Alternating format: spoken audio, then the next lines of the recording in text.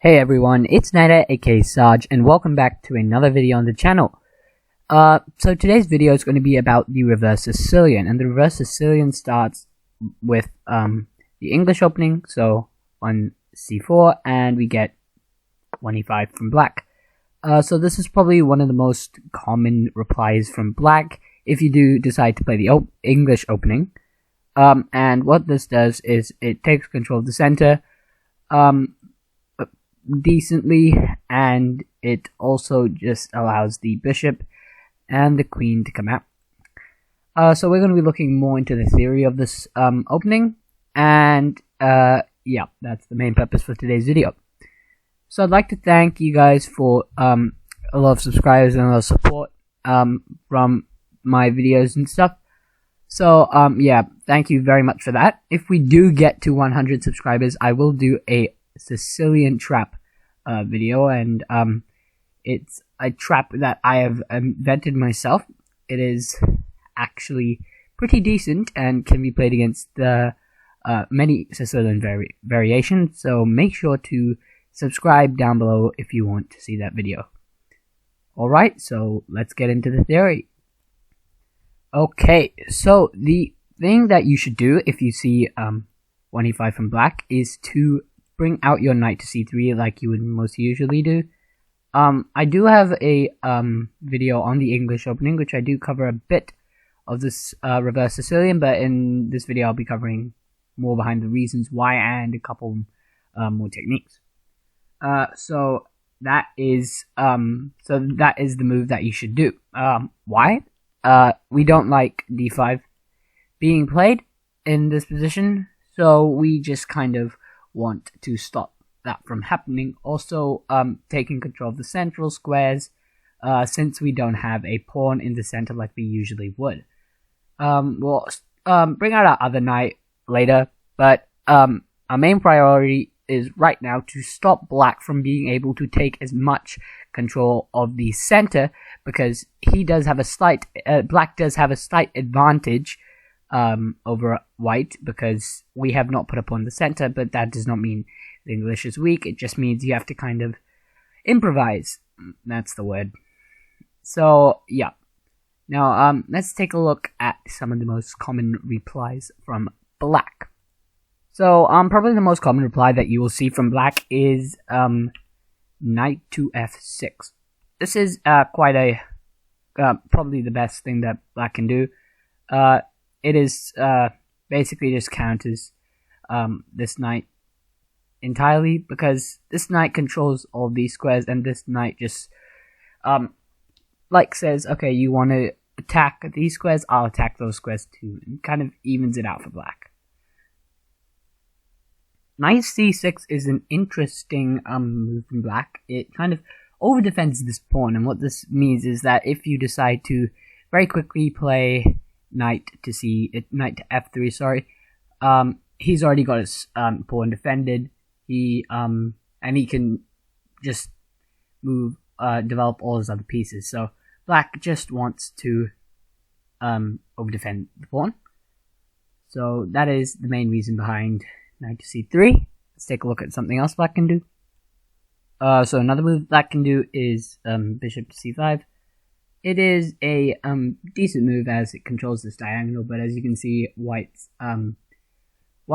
position is slightly better here, because we can start playing moves like knight to c3, and then we have d4 as a threat, which hits the bishop and the pawn. So it's pretty decent. So this move is okay if black knows what they're doing. If not, then you can take advantage of that with several different moves. Black can also do bishop to d6, which is interesting. Once again, defending the pawn. Unlike moving the knight out to defend the pawn, black moves the bishop out. I don't quite like this. I've seen a couple games where someone plays this against me, but it's not the best. Most of the time, if they do move their bishop out, it will be to c5, but we will cover bishop to d6 because I have had this in some of my games. So looking at knight f6, what this does is it allows for it just reverses white's knight on c3. So white attacks, black defends it, right? It also develops a piece, and it's just generally a good move. So what do we do here? Well, we can't exactly play knight to c3, as then this is an option, and I don't like black being able to push his pawn in this position, even though it does say that white's slightly better here. Definitely, unless you're some sort of candidate master, I wouldn't say this would be the best. You do have this after this position, but black can defend like this or something along those lines, and it's okay. I would say it's okay. You do if you do, you can play this. It's definitely an option. If you do this, sorry for the lag. If you do this, you're attacking it twice. Black has to defend this. You can play a move like this. But since you moved a knight out, he can't, right? Then again, he can move this knight, but we do win the pawn then. So it is interesting. I say you can play this if you want to. I'm by no means restricting this. This is winning for white, so go ahead and try this. It's still pretty decent. But what I like to do is play not my c3, play g3. Now g3 is an interesting move. It makes the position. It says Stockfish is kind of like choosing between here. It says white is slightly winning here, right? White is slightly winning here, and it takes a while to see, but this is the line I like to play. So after this, there are a couple moves that black can do. The first one is probably the best, which is d5. It is winning for white, sorry, because but we want to do the trade. Then knight takes, and then we play bishop. Yep, and this is kind of the position that I like to get with my setups. Now, even though it says it is slightly winning for black here, if black does decide to trade this off, we have the pawn here, and then what we're going to do is we're going to strike in the center once again. So striking in the center is really important in the English, because originally you don't strike into the center when you move your c-pawn, but the whole point of that is to sacrifice that c-pawn and continue developing in the center much later on in the game. So as you can see here, white still has both of his central pawns, and he's regained his wing pawn, and black just has one, and that's not going to do much, and that we can just afford to play moves like this after we bring out our knight, and we are fine here. You may say if we bring out our knight, they can just push or something along those lines, something like this, but now here, this is actually a good move, because they don't have their knight here. Now, I don't know why the bar went down. Let's see. Oh, no. Don't do that move. No, I mean, yeah, no, don't do that move. Don't do that move. Don't blunder. Don't blunder. Don't do that move, because, can you spot why you should not do that move?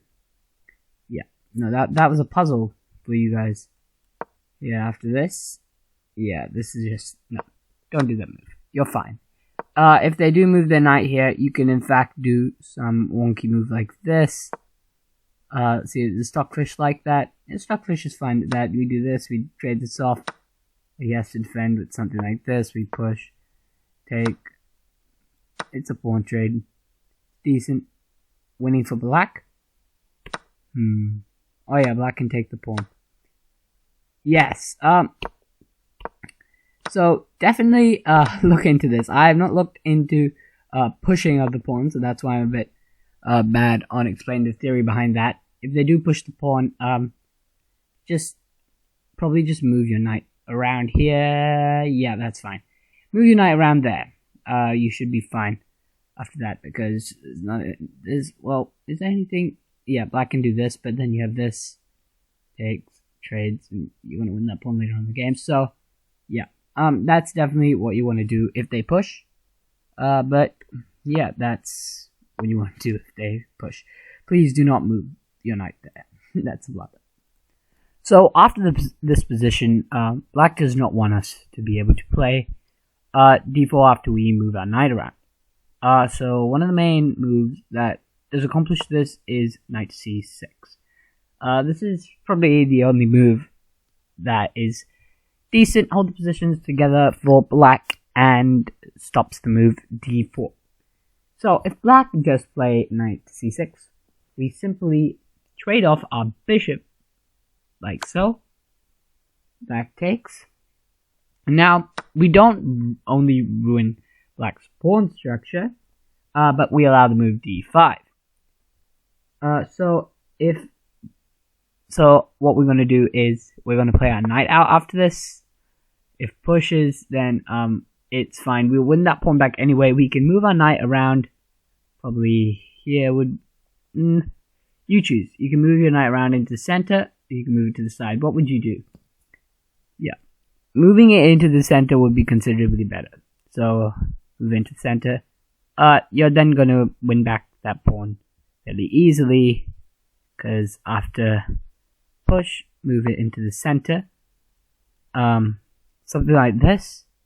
Then you have some weird moves like going... where would you go here? Where would you go in this position? So, probably just move your knight around. Maybe... I think there would be fine. And that's probably your only option. But then you're just gonna castle. You definitely move your knight around back here. And if black just continues to casually develop, we're gonna move a knight around here. Black's gonna come in and we just check. Something like blocks, and we win the pawn back and hit the rook. Same time, if they didn't bring their bishop there, of course, that'd be really strong because it's another check. But yes, it's decent. It's decent for white. But yeah, black can push. Black can do various other things, but you are going to strike in that center. Don't be too passive, otherwise black can actually regain in this position. Definitely play very aggressive. Castle. No, don't bring your king there. Castle. No. Castle. Yes, there we go. And then you can just play aggressive and you should be fine. So going back to this position, another move that prevents d4 is bishop to c5. So we looked at bishop to c5 much earlier on, but in this position, if black decides to play bishop c5, we can go for a fancy move. And this fancy move is a bishop to a3. Which is just looks kind of weird. Hello, I am sacking a bishop. No, I am not. After black takes, we have check. Okay. Well, I can just stack your queen. Then we win back the bishop. It's winning for white here because we look pretty good, right? We've got the bishop back. We just did some sort of fancy move. We got rid of, like, one of the only things that do prevent this. If they don't bring the bishop out, if they bring the knight out or whatever, we can trade it off. Now look at this. Look at that. What are they gonna do? Bring their knight out, right? They have to bring their knight out. They pretty much have nothing else to do. Then we can just attack the pawn. Pushes. Then we can do probably that. That is fairly decent. Trades. Something like this. Protect the pawn. Then we can do this, takes, and trade it back. And it's losing. There's probably some sort of blunder that I did there, so, please do forget what I just said. Probably the thing that I did wrong was doing this. Does that just lose? Yeah, don't do that. You'll be able to get rid of the bishop another way. Just don't do that. Probably, maybe just castling here is fine. Yeah. That's fine. Yeah, just castle. Just castle here and you should be fine. So, yes, please do castle there. And yeah, that's basically what you want to do, in that position. So going back to this position, after we do take the bishop, why is it not letting me take the bishop? Yes, black has to block. So if they block with the knight, we take the bishop. The whole point of blocking the knight is it still prevents d4, right? But no, it doesn't, because we have different options. We can trade it off. We can go to a4 again, pinning it. It's not looking that good for black. It is an equal position, but this is stockfish we're talking about here. Most 1100s or 1500s are not going to play at 100% accuracy, so you don't have to worry about slight inaccuracies or one or two mistakes there. You should be fine. So yeah, that's what you do if they bring out their knight. Bring out their bishop, you do what I just told you. They block with the queen, so queen blocks, then we have this. And now we're winning it, because he just kind of just stopped his bishop. He does have a battery going down this line, but if it was the other way around, it would definitely be much better, because no. Alright, so going all the way back here, if black brings out his knight here instead, we know black is looking for more of a passive game, which is not going to happen. So the overdefense, the pawn, leads to the two knights English, which is, starts with knights to c3. So he can't push, because he doesn't have his knight on f6. So instead, black must play 3 knight f6 to try and push. I know I'm talking a lot about pushing for black. Literally every opponent I play, or at least 70% of them, do want to try push that pawn, because pushing that pawn removes some center control, and that's the whole point of the English, is to delay the center control so that you can develop more pieces. But black does want to delay that with pushing the pawn. If you're grandmaster level, people say otherwise. I'm not at grandmaster level. I'm a decent chess player, so I'm just giving you my advice. If they most players against this would definitely want to push their pawn. So yeah. So if they bring the knight out on f6, they're trying to push the pawn. You're just going to play d3.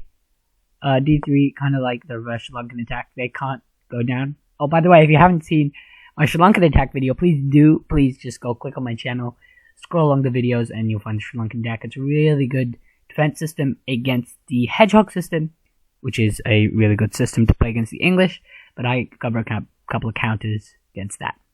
But yeah, anyway, d3 stops that. This also prevents this also prevents, it prevents the push. Basically, that's the whole point of d3. So after this, if black just plays casually, we are going to play bishop to g5, which just pins the knight to the queen. Stops this entirely, and we can just strike in the center with e4, pinning the knight. So that's the main point. Black plays d5 and decides to go aggressive. Black just wants to play aggressive. He says, fine, digit, I'm going to be playing aggressive, in which case we take. And then we can play something like e4, strike in the center, trades, and we take back, and it's a decent position for us. It's it says it's losing here, but it's not. Don't worry. Yeah, it's an equal position, because sure, black has a decent center, but we have a much more decent center. It's an oxymoron for you, but yeah, that's equal position, but it's still good for white. So I'm not really going to go into much depth on the bishop moves. So if this happens, we can just play knight to c3, attacking and preparing for this. So like I said before, they can't push because we have this, which hits the bishop and makes the knight into the center. So these bishop moves aren't really that good, unless they know what they're doing. Maybe some sort of knight move here. Then we might play this. We might even decide to fianchetto our bishop or do something along those lines. But it is kind of winning for white here.